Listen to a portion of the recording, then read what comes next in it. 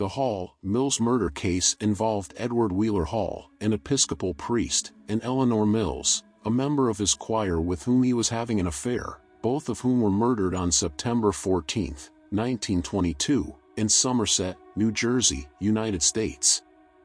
Hall's wife and her brothers were accused of committing the murders, but were acquitted in a 1926 trial.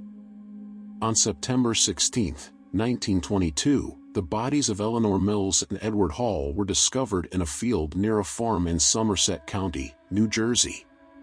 Both bodies were on their backs, both shot in the head with a .32 caliber pistol, the man once and the woman 3 times.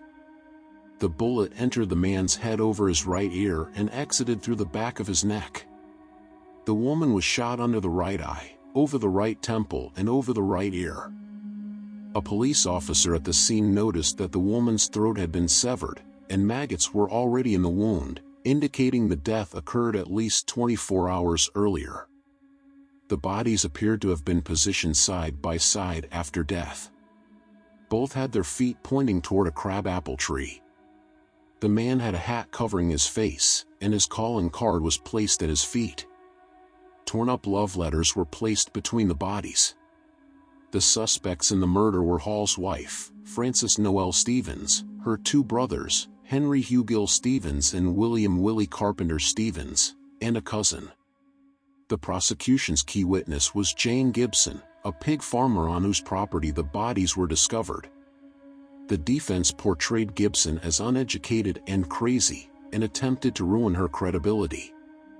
Gibson's account varied, differing when told to the police, to newspapers, and at the trial, at which she testified from a hospital bed rolled into the courtroom.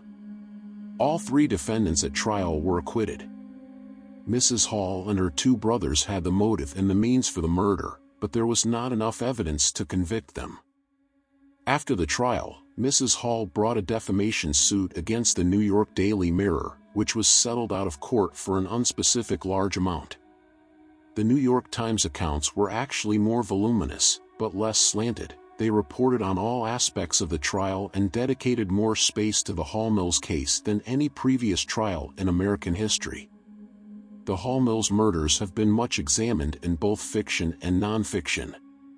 Damon Runyon was one of the reporters of the trial, as were famed mystery novelist Mary Roberts Reinhardt, H. L. Mencken, and Billy Sunday. If you like my videos, don't forget to hit the subscribe button and set the bell icon for more such videos.